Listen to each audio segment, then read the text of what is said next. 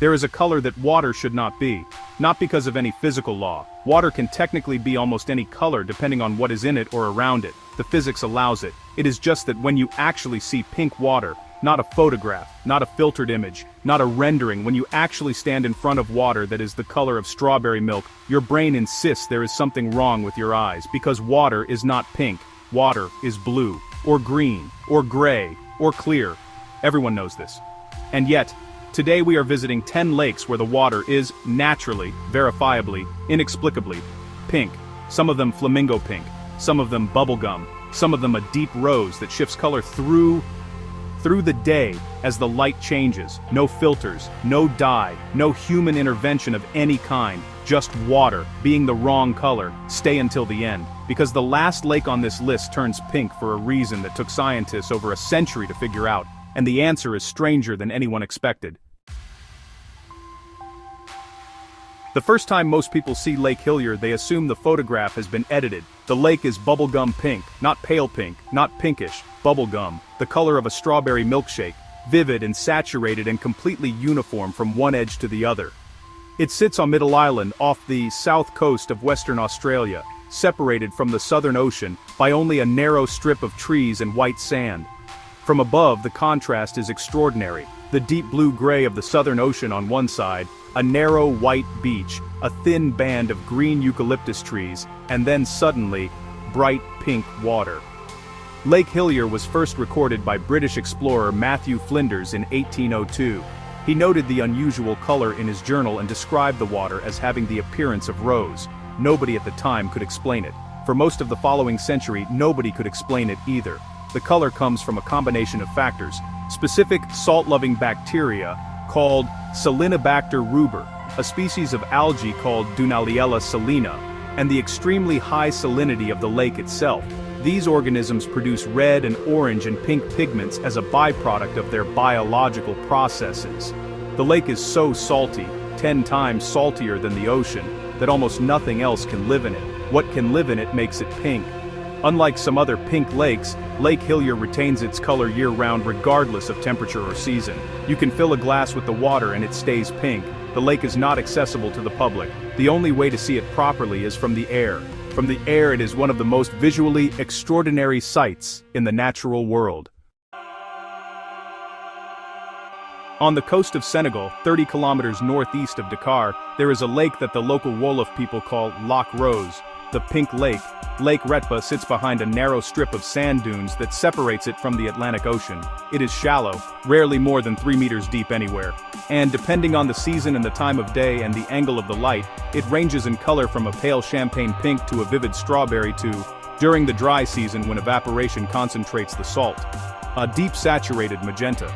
The same combination of salt-loving microorganisms that color Lake Hillier in Australia, color Lake Retba in Senegal. Dunaliella salina and Salinobacter ruber have found their ideal conditions here. Extreme salinity, intense sunlight, shallow warm water, and they thrive. The lake has been harvested for salt for generations. Local salt collectors wade into the pink water, protected from the corrosive salt by shea butter rubbed into their skin, and pile the salt into boats. The pyramids of white salt being collected from pink water is one of the most surreal working landscapes on Earth. During the dry season, from November to June, the pink intensifies. Early morning and late afternoon are when the color is most dramatic, the low-angle light amplifying the pink of the water and turning the salt collectors and their boats into silhouettes against a perfectly pink surface. From above, Lake Retba looks like someone spilled a bottle of rosé into the Saharan coast. Not all pink lakes are in hot, flat places. In the mountains of British Columbia, Canada, at high altitude, surrounded by snow-capped peaks and dense boreal forest, there is a lake that turns pink. Dusty Rose Lake sits in a remote part of the coast mountains accessible only by float plane or a very long hike through wilderness. Most Canadians have never heard of it. Most people who know about pink lakes have never heard of it. The pink color here comes from a completely different source than the Australian or Senegalese lakes. The mountains around Dusty Rose Lake contain specific minerals, particularly iron-rich clays, that wash into the lake with glacial meltwater. The suspended particles of pink and mauve mineral sediment give the lake its extraordinary color. It is a different kind of pink, softer, more complex, shifting from dusty rose to mauve to pale lavender depending on the light, and it sits in a mountain landscape of such dramatic beauty that the color seems almost like the lake is trying to match the sky at sunrise. From above, Dusty Rose Lake is visible as a soft pink shape in a landscape of gray rock and white snow and dark green forest. It looks like a watercolor painting that someone left out in the rain. It looks like it should not be there. Most people who visit the Costa Blanca in southern Spain drive past a lake that turns pink and assume it is a reflection. The sky is not pink. The lake is. Salinas de Torrevieja is a salt lake on the Mediterranean coast of Alicante province. It sits alongside a second lake, Laguna de la Mata, which is a more conventional blue-green. The contrast between the two adjacent lakes, one pink, one blue, is visible from the air as one of the most striking natural color contrasts in Europe. Like Lake Retba and Lake Hillier, the pink here is produced by a combination of high salinity and salt-loving microorganisms. The shallow water and the intense Mediterranean sun create ideal conditions for Dunaliella salina buntaur. The same pink algae, responsible for so many of the world's pink lakes.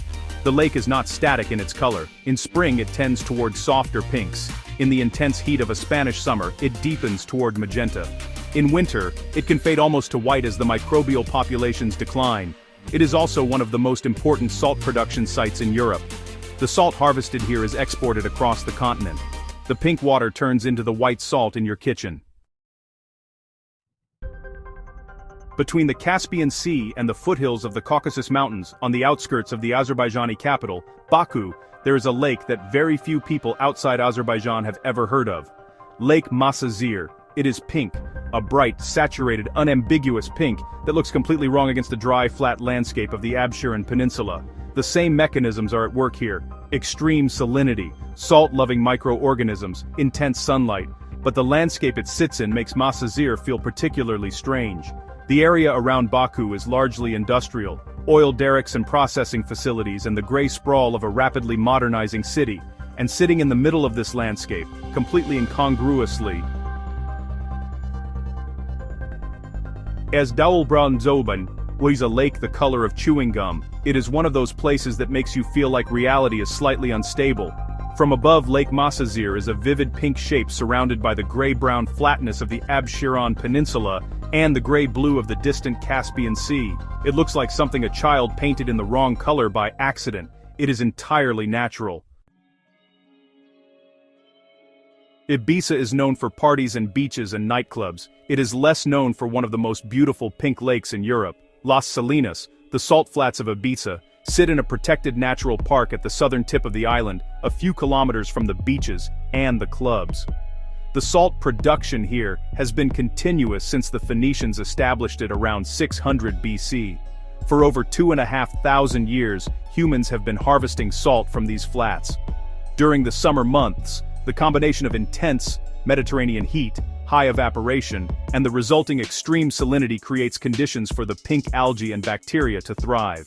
The shallow salt pans turn from clear to pale pink to deep rose to, at peak intensity, in August and September, an almost violent magenta.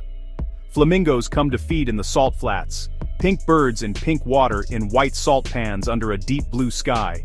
It is a color combination so vivid it almost looks digitally composited. From above, Las Salinas looks like an abstract painting done in shades of pink and white and blue. The geometry of the salt pan divisions and the varying depths of color create a landscape that is part nature and part 2,500 years of human agricultural design. Not all pink lakes stay pink. Lake Bumbunga in South Australia, also called Lochiel Lake, is a salt lake that changes color through the year and through the day in ways that no other lake quite matches. In the dry season when salinity is highest and the microorganism populations are at their peak, Lake Bumbunga turns a vivid magenta, the most intensely pink of all the Australian salt lakes. In wetter conditions, it fades to rose, then to pale blush, then sometimes to almost white, as the salt is diluted. But the most extraordinary thing about Lake Bumbunga is what happens in the light. At different hours of the day, the lake is genuinely different colors. Early morning light, soft and golden, turns it a warm, peachy pink. Midday light makes it more vivid and saturated. Afternoon light shifts it toward deeper rose. At sunset on the right day, it can turn a color that has no common name, somewhere between salmon and magenta and gold. Drone pilots and photographers travel from across Australia to photograph Lake Bumbunga. It is one of those places where the conditions are never quite the same twice.